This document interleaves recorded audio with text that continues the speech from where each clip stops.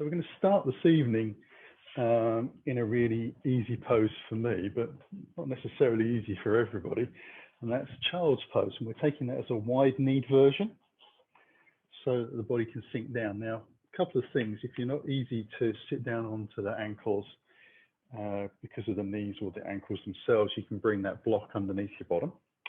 The other thing is, because we're using it wide, if you don't find it easy to get your head and chest down to the ground, you can actually bring the bolster or your cushion underneath and just place that on the chest. Makes it a little bit easier.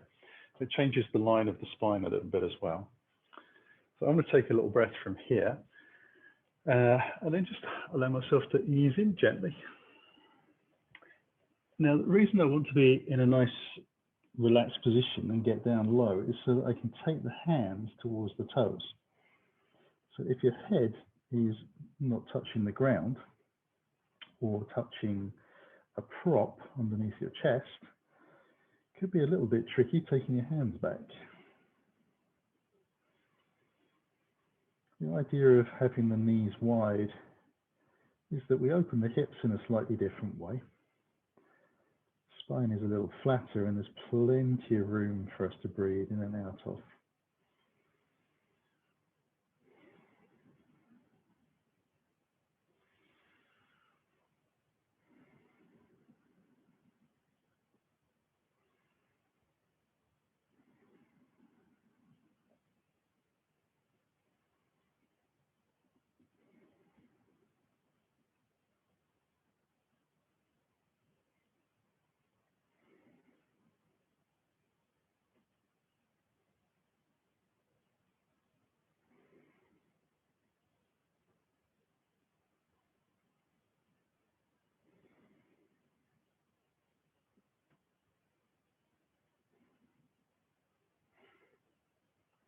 And then we're going to take a little breath and start to take the hands forwards again. And as we do, we're going to see if we can turn the palms together. So the arms are outstretched. There's a little bit more of a tight gap. Let the head come down. Bring the elbows to the ground and then bring the hands in towards the nape of the neck and walk the elbows as far as you comfortably can forwards. So we're deepening the stretch into the triceps and underneath the armpits, down the side of the body a little bit.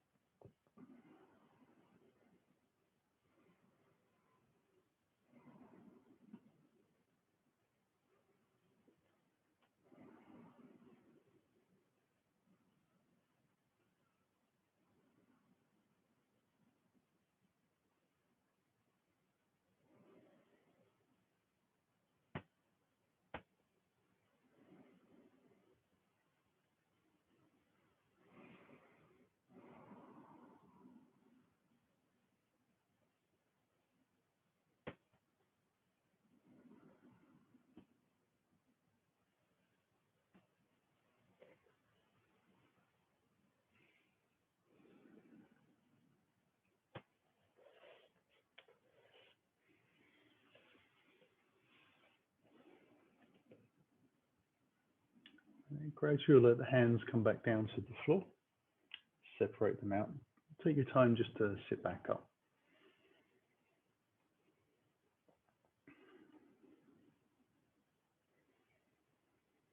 I'm going to come back up onto all fours, bringing the knees back into a neutral position underneath, hands underneath the shoulders, and get a little chance to stretch the back of each leg out, just pressing out through the heel.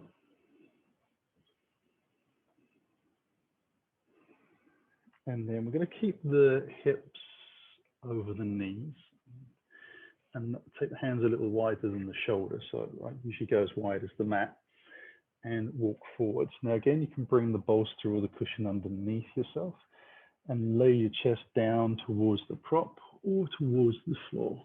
So really letting ourselves sink down very low. It's a very big stretch into the shoulders. And the wider you have the hands apart, the easier it's going to be on the shoulder joints themselves. You're still going to stretch the muscles whichever way you go. But the idea is to let the chest sink down to the floor. And you're getting the stretch in that upper thoracic area. So between the sort of the bra line and the bottom of the neck. And from the bra line down to the bottom of the ribs. So Neil's just going to have to remember where that is.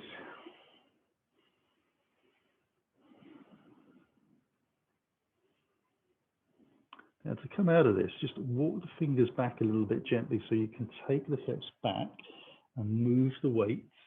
And then once it feels easy in the shoulders, you can lift back up.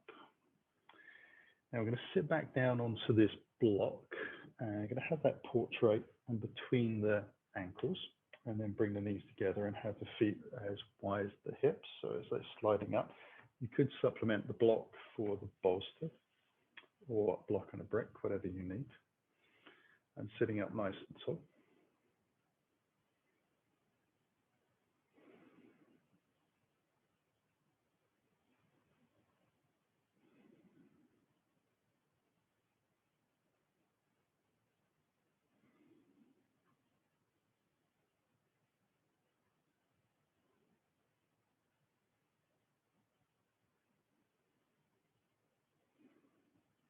Just letting those knees and calves and those ankles open up a little bit. The shoulders relax down.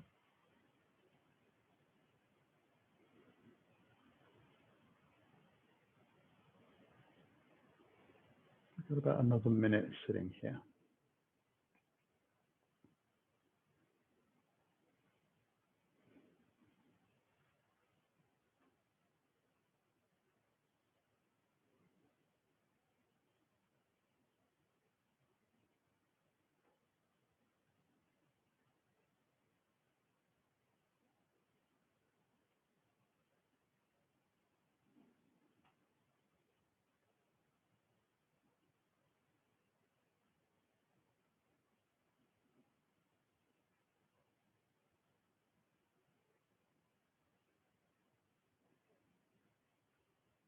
And whilst we're in this sandal pose, we'll take the arms out wide. We're going to start to work on the shoulders a little bit more. So we'll bring the left arm across, the right arm over the top, bend at the elbows, bring the palms together. If not, just holding on to the thumbs. Let the elbows sink down and then let the shoulders roll back. And then let ourselves breathe into the chest.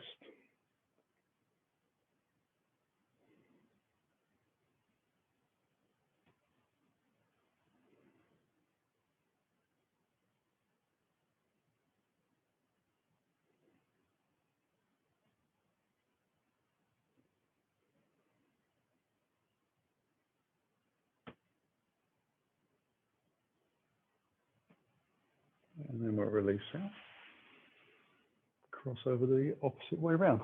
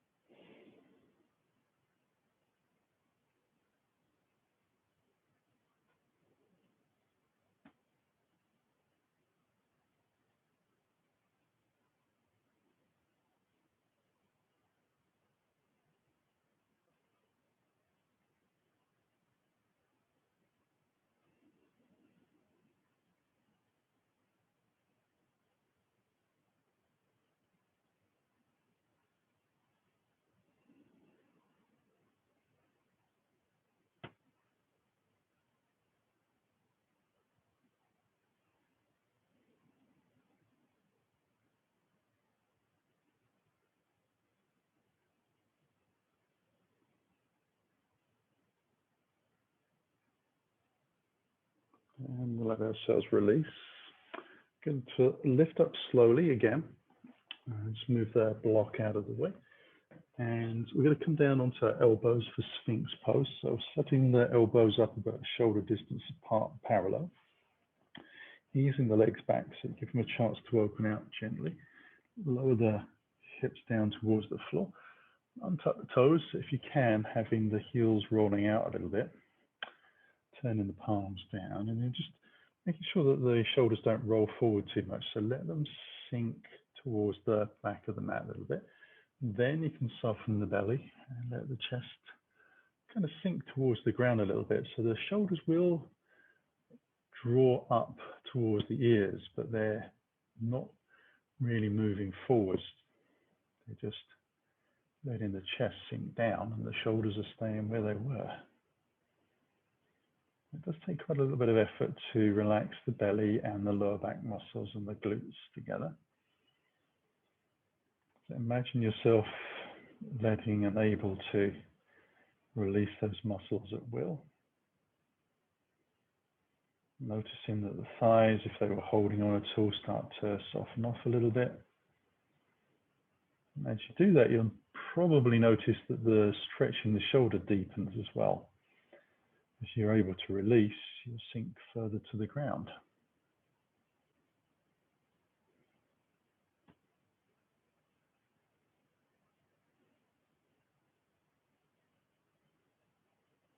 Now I'm going to move from here completely down onto our bellies, bringing the hands underneath the chin and the feet together on the center line. Give them a little stretch out. And then when you're ready, we'll slide the right knee out to the side, 90 degrees to the body. Take the shin to follow the mat, toes out, turn the head the same direction. Be here for a couple of minutes.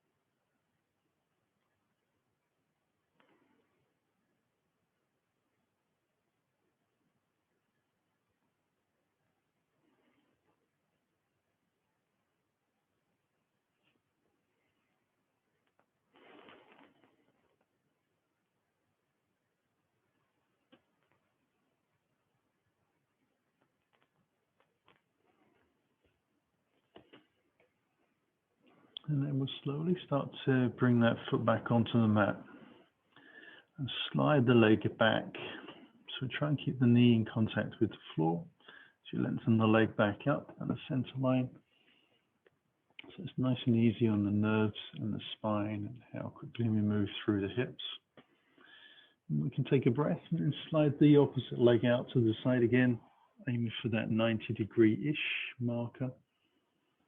Turning the head the same direction as we take the knee. I look the opposite way just so that I can keep an eye on the clock.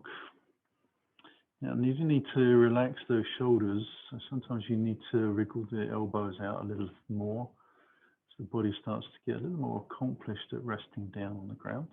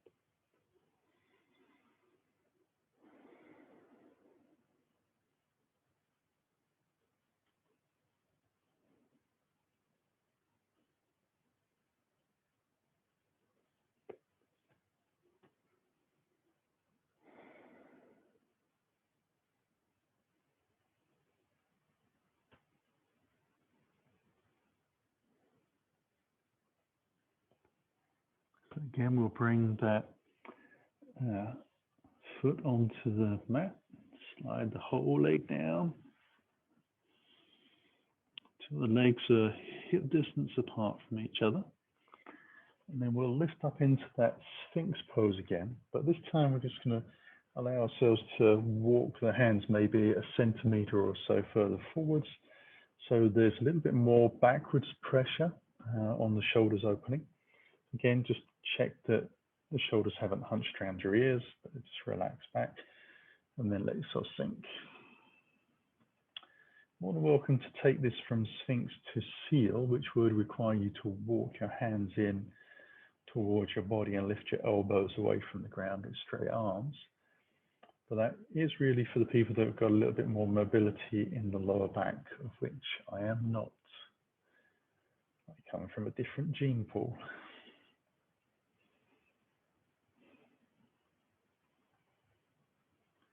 But I am very good at letting my belly sink to the floor.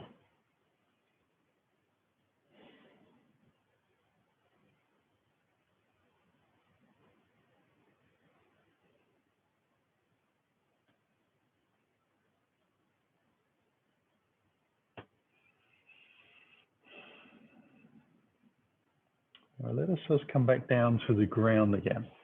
Bring the hands underneath. Just slide the legs together so that the thighs touch. We're going to take the left hand out 90 degrees to the body, so the palm is facing down. And then my right hand comes underneath my shoulder.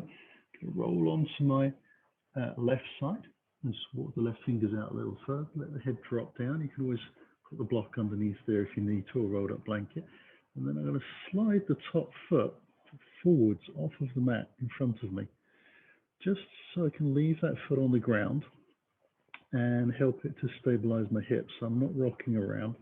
I've also got the hand in front as well.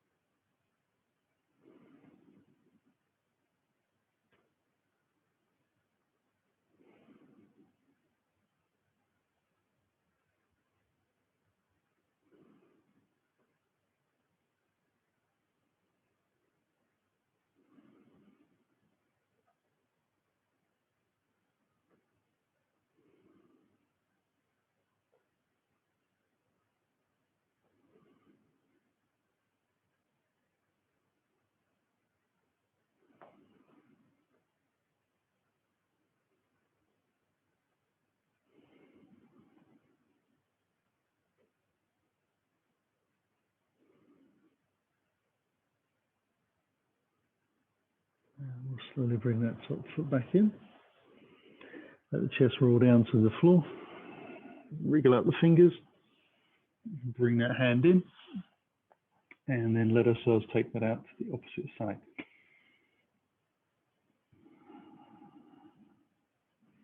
Again, just sweeping the foot out in front.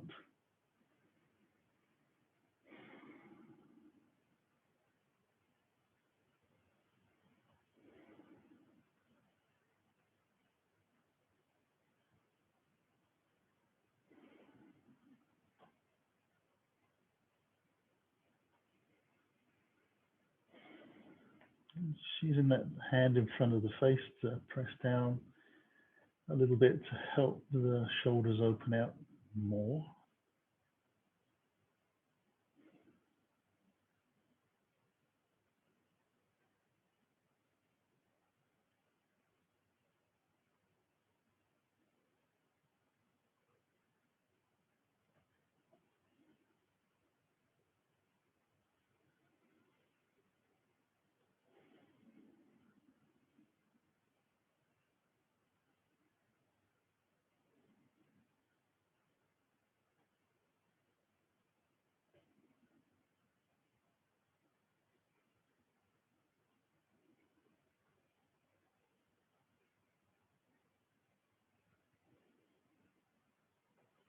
Bring that top foot back in.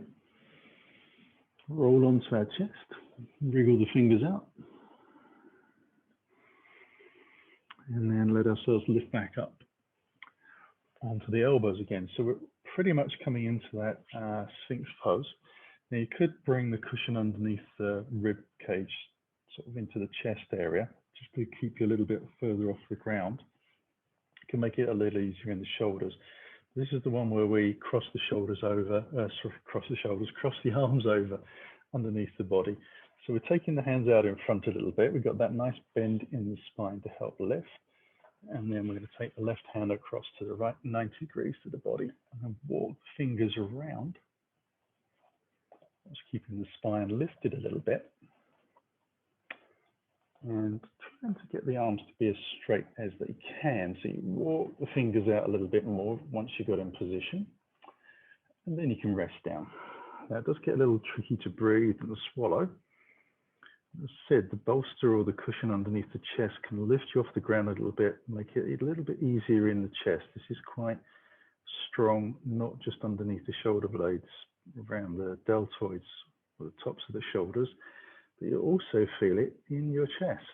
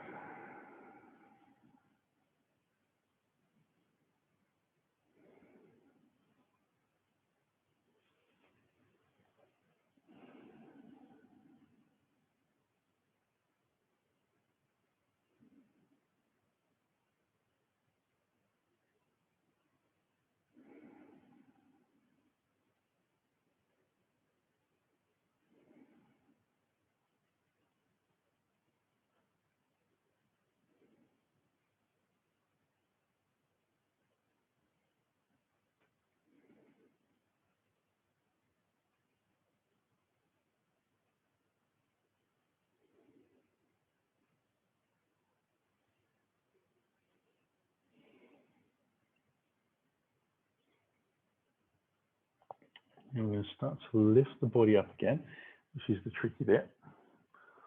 Walk your first hand back out.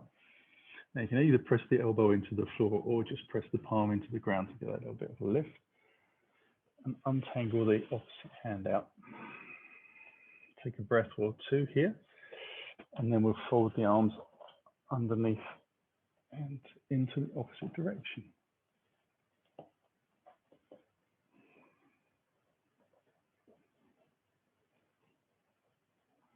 A little bit of wriggling around can help. And then settle. Still relaxing the legs, lower back, belly and buttocks.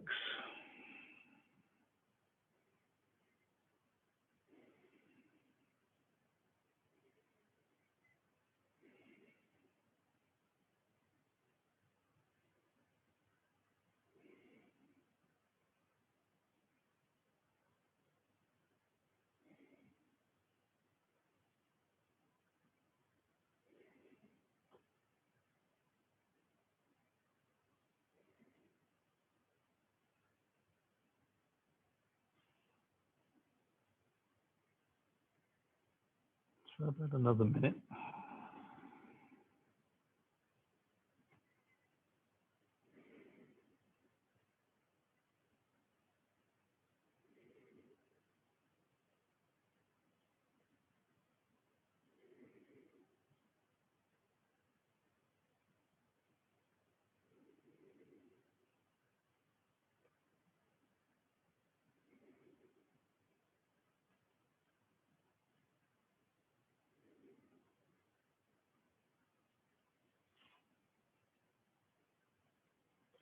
Start to lift the head. See if we can extract ourselves from this side.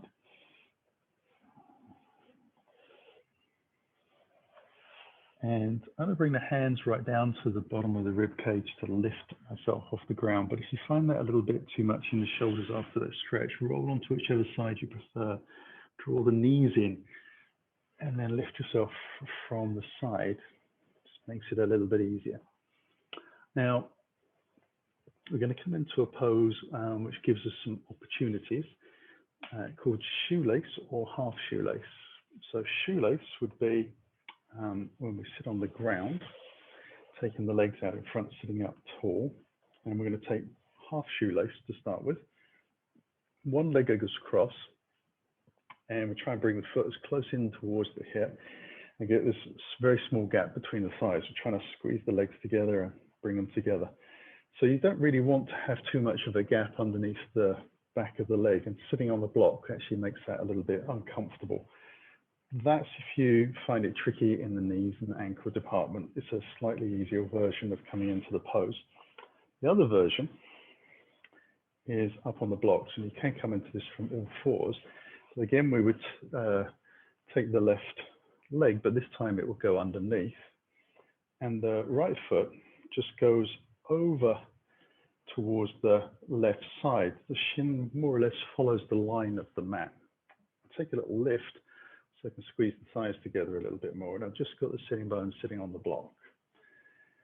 If you're able to do that sitting on the floor and still be comfortable in the hips and the knee joints and ankle joints, then great. But you can choose whichever version you prefer.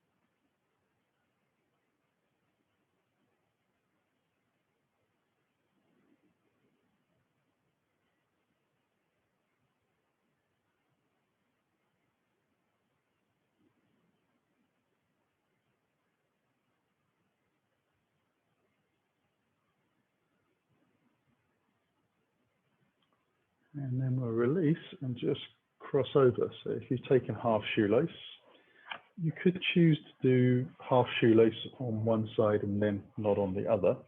Not a problem doing that. If you know that you've got one hip that's a little bit sticky or one knee. You can see that I'm walking the foot out to the side so the shins follows the line. I bring the foot on this opposite side, right back towards the hip. In the sort of textbook version, both shins would be following the line of the mat. But I find that that is a little bit too intense on the lower knee joint if you're sitting on a block. But sitting on a block makes it more accessible. So with that minor sort of caveat in there, this makes it a little bit more accessible.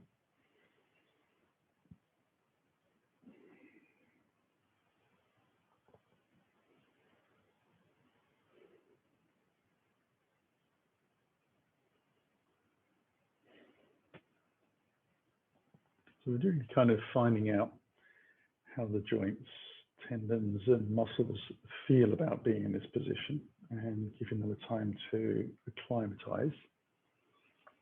This is a two-stage posture, I guess. This is stage one. And then we'll move into stage two in about a minute's time.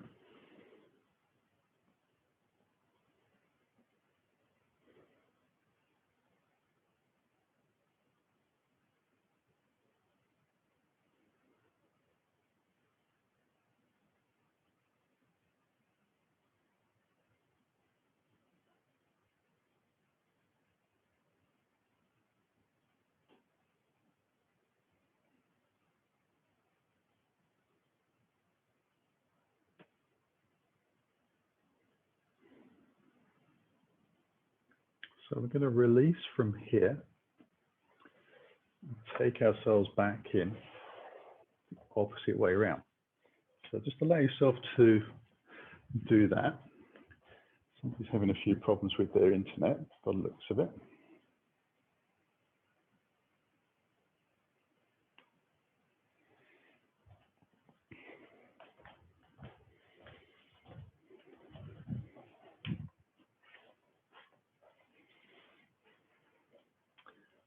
And then this second side, third side again revisited. I'm just going to take a little breath, lengthen the spine up and start to hinge over the hips very gently. Again, just seeing how that feels in the hips and joints of the knees and the ankle. You might be able to get to a point where you can lay down completely on that front thigh. So you can see now the importance of, if you're doing the half version, if you were doing that on a block, when you come into the forward fold, you just bear down too much weight into the back of that knee joint in a not particularly great way for the joint to be pushed. So thumbs flat to the floor if you're doing the half version. This version is a little bit easier in that regard anyway. Breathing is pretty tricky. You can let the head hang slowly. I'll take a good minute really before I start to let the head drop.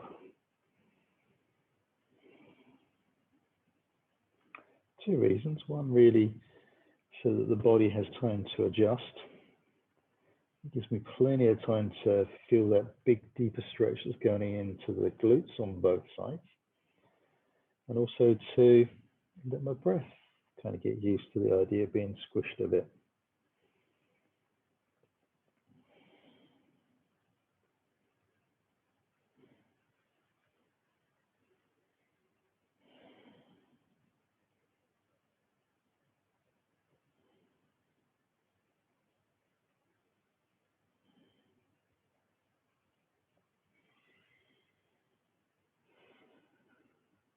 And use the hands to lift myself back up again.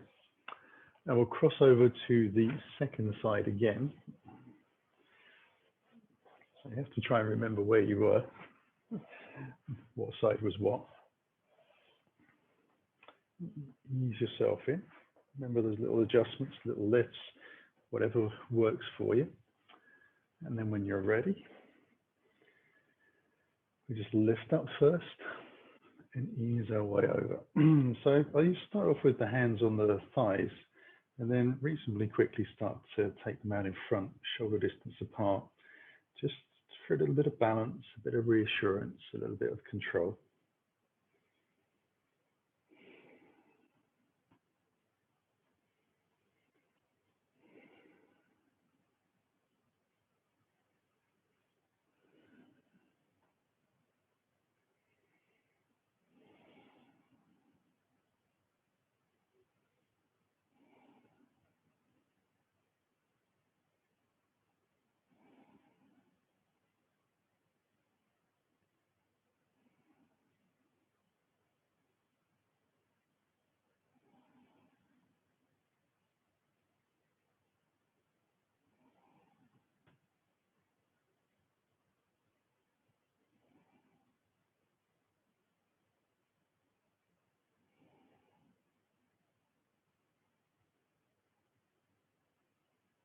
About half a minute left.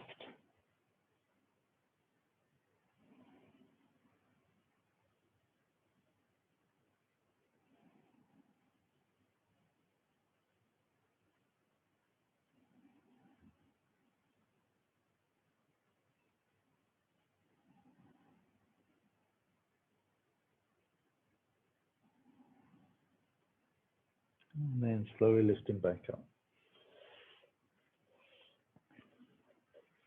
Untangle the legs. And I'll just stretch them out to start with. And I'm going to come into a seated forward fold. Now, I'm able to bring the heels in towards the groin without actually crossing the ankles over it. And the knees are wide apart, the shins are on the floor, so I've got a nice big foundation and I'm sitting on the block as well. If you're not able to do that with the legs, rather than cross the ankles, take the feet a long way forwards and cross at the shins. So the feet are as wide almost as the mat.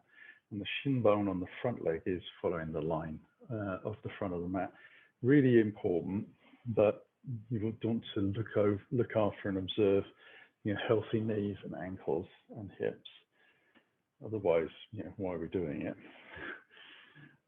Take whichever choice of leg position works for you. And again, you might want to work one way on one side and one on the other. And then we'll just ease ourselves down. Now, some people will get to about 45 degrees and stop. Some people will be able to bring that bolster in front and then just lay the elbows down so that gives them a little bit of height. Still, some people will get the elbows directly down on the floor. And some might even be able to take the hands out far enough to bring them underneath the forehead and then just sit down gently in that position. Now, it's not about how deep, it's about how it feels. We're looking for stretch, we're not looking for pain. So stretching is green and amber, pain is red. And like all traffic lights, if it goes red, we stop.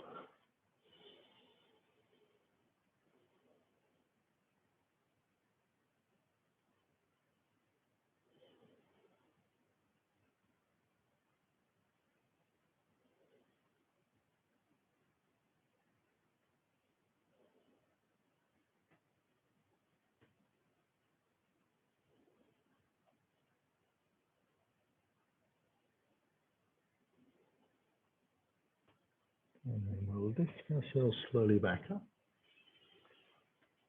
And whichever way you took the legs, you're going to cross them over the opposite way. So you might want to stretch the legs out a little more. I can fold mine over relatively quickly. When you feel comfortable, having had a little bit of a wriggle around, you can ease yourself in. So try not to associate doing a pose twice, as in I'm going to get to the same place on both sides. See if you can show a little bit more restraint and start to feel, and then decide whether it's okay to go to the same place or further or not as far. Because really the only person that knows how it feels is you. I can offer advice on how to get into these poses and how to get out, but you're the one that's feeling your body.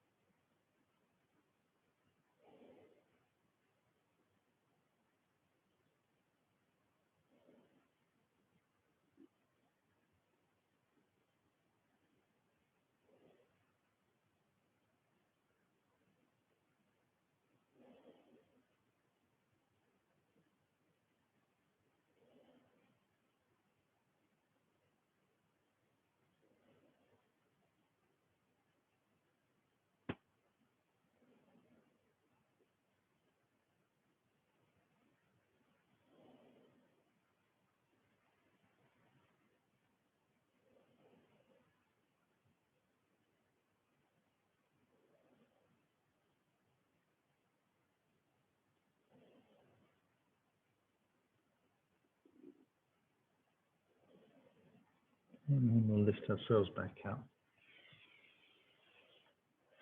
That pose. Nice and easy. Then let the legs untangle. So I'm going to take the legs directly out in front and have the feet together. Just letting the backs of the legs open out a little bit. And then I'm going to take the hands behind. So I like to have my fingers pointing forwards, but again, it's your wrists, your shoulders. So see how that feels. You could experiment taking the fingers to the sides or behind.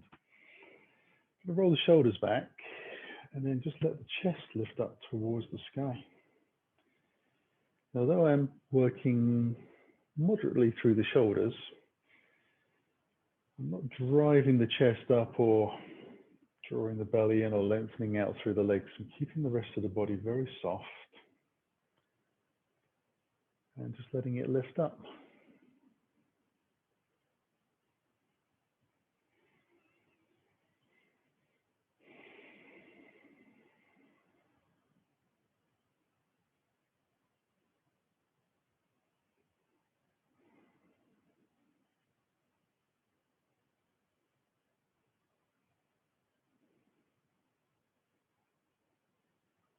I'm going to come back and allow myself to cross the ankles, bring the feet in gently. Now I'm going to move the block up towards the front of the mat and stick it on end, but not on the highest end, sort of in the middle. Now I've got firm blocks. If you've got a sort of soft older version, you might need to adapt a little bit by maybe having more than one block or a book underneath, or not using it at all. That's not essential for this bit. We're going to tuck the toes underneath and lift the hips up and walk the feet in towards the block. So you have your fingertips kind of in line on the floor. So you know how far you want your shoulders to be and your feet away from you for you to be directly over the block. And then we're going to lift up and just put the heel of the hand on there. And then I'm going to let myself sort of sink over the hips and drop down. So I'm just using the block there for a little bit of steadiness and support and drawing myself in. I'm trying to get the legs to be relatively straight and hang down. Now, the alternative to using the blocks is just to actually take hold of the elbows and make a little bit of a cradle using the forearms and allowing the head to sink on there. Either does. In terms of the in practice, this is called dangling. You can see how they got the name for this. It does stretch out the hamstrings a lot. It does stretch out the lower back a lot. You will get a bit of a head rush. You want the feet to be at least hip width, if not a little further apart, and if possible parallel. But if your natural stance is to have the feet out quite wide to the side, then just let yourself follow what feels a little more natural in your body. Letting yourself sink the torso over the thighs. Some people like to move, sway sideways very gently in this pose. I prefer not to. I suffer with lower back injury problems from 30, 40 years ago. And crikey, 40 years, that's a long time. So I find being still a little bit easier for me.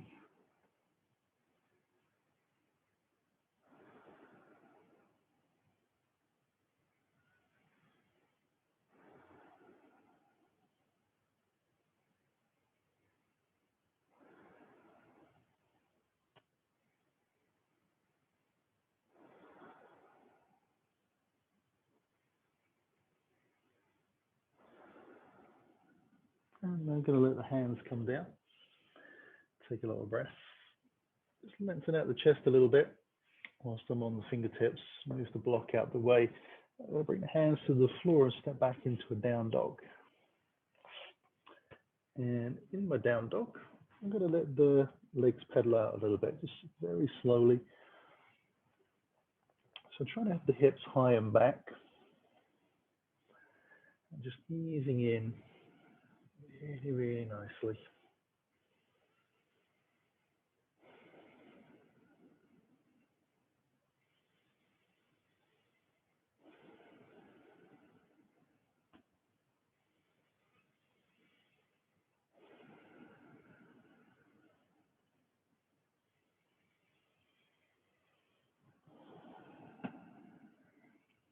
And then I'm going to come into a steady position once I've managed to get my t-shirt out of my mouth and slowly walk my hands towards the feet at the back of the mat.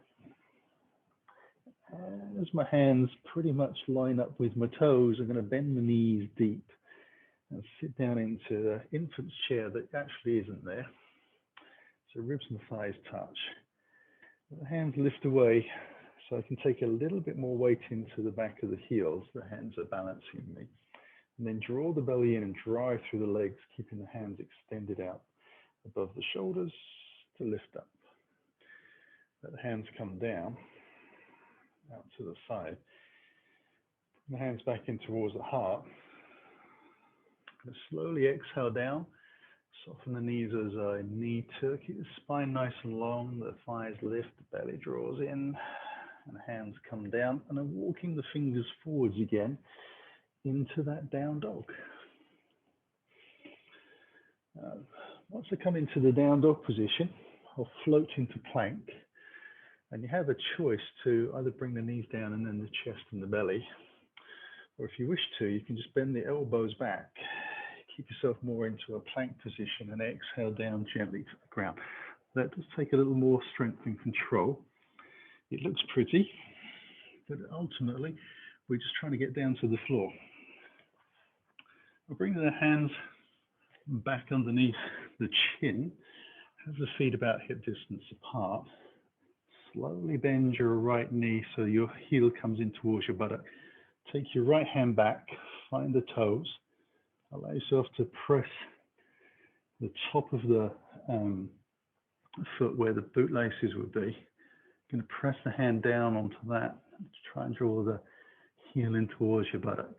Now, if your knee starts to slide out to the side a little bit, you are trying to keep the knees or the thighs parallel, and actually taking the knee gently towards the bottom end of the mat.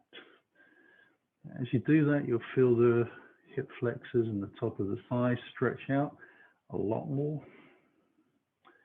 You'll feel your front of your pelvis move down to the ground a little bit more deeply.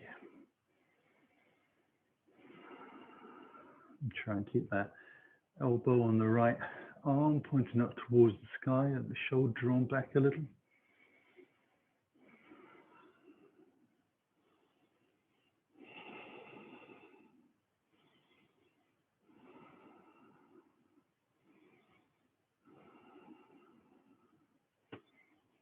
And then we can release that foot very gently. Bring the hand back underneath the chin, and then we'll move it over to the other side. So easing the knee in gently, taking the hand back, finding the toes, and then just walking the foot in towards your bottom. Lengthen the legs out again as we did before.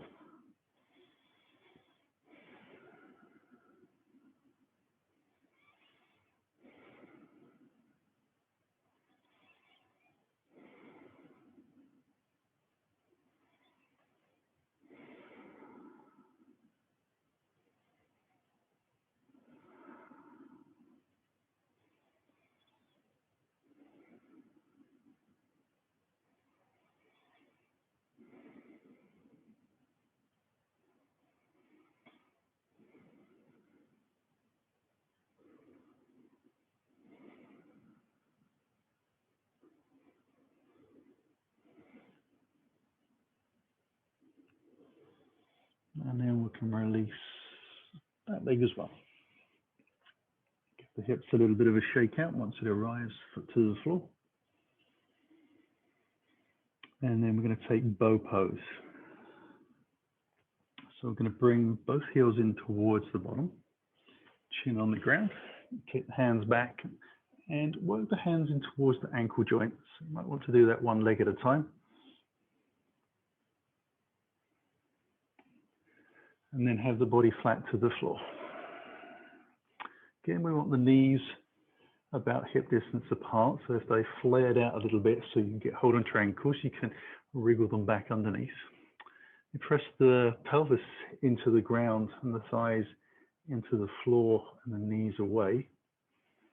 And roll the shoulders back and squeeze them together. Allow yourself to slowly flex the feet as you take another breath in, and then press the shins towards the back of the mat and the thighs down towards the floor. Now on the inhale, you're going to start to press the soles of the feet to the sky and let the chest lift up. As you do, you want to extend your chest up and forwards. Try to avoid pulling yourself up with your neck. Let the neck and the spine follow through in the same curve. You can work a little harder on pressing the feet towards the sky, so get a little bit more lift underneath the thighs. I've got a couple more breaths.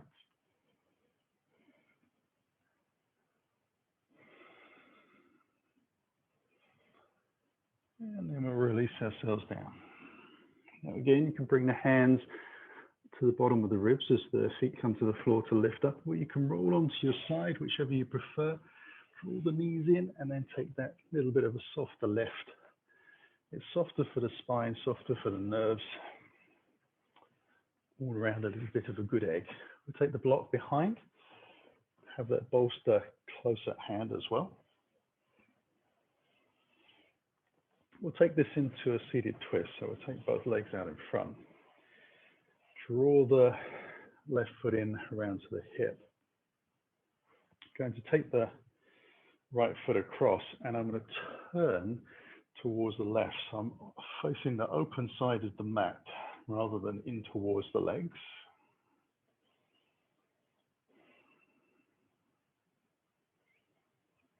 Looking gently over the back shoulder if that feels easy in the neck. Otherwise, chin follows where the heart shines.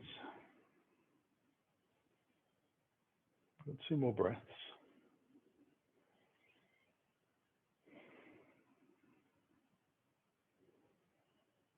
And then we'll release and repeat.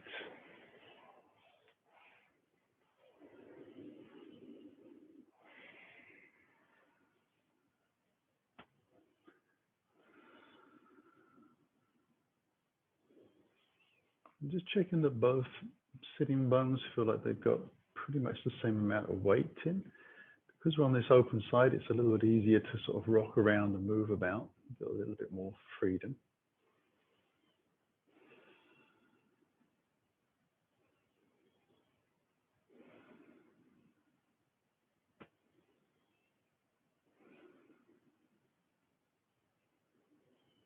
And we'll release again.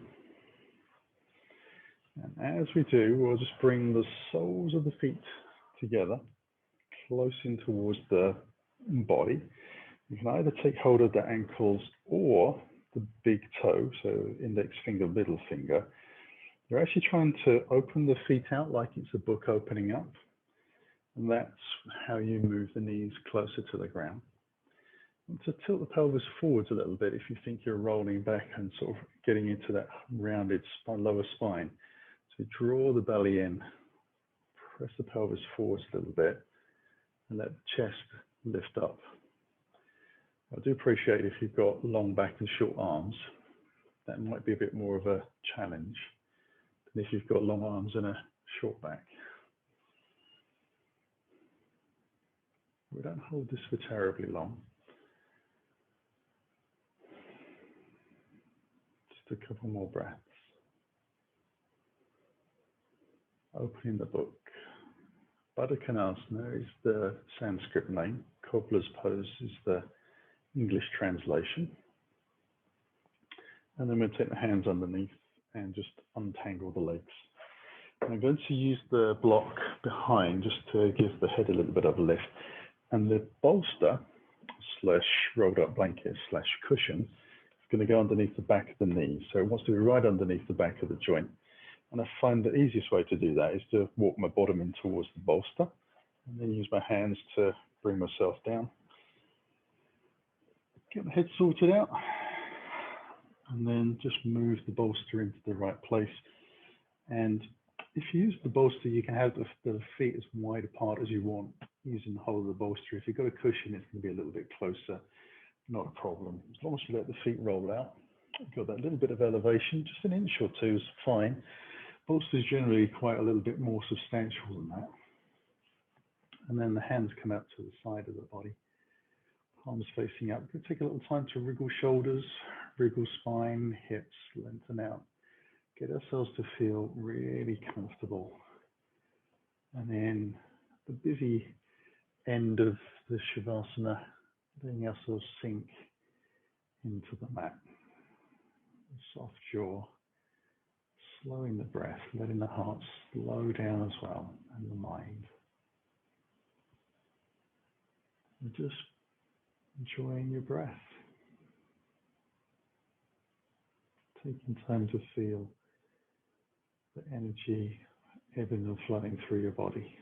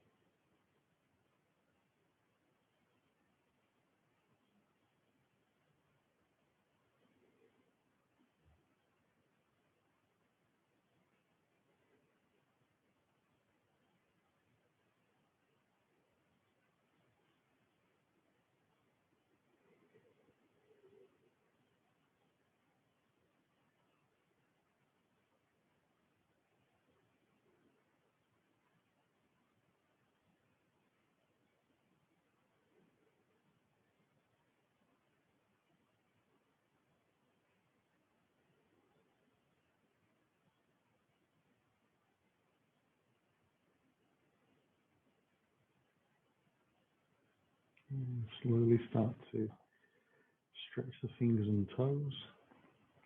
Let those wrists and ankles begin to move as you deepen the breath. Allow yourself to stretch out any way that feels good, familiar.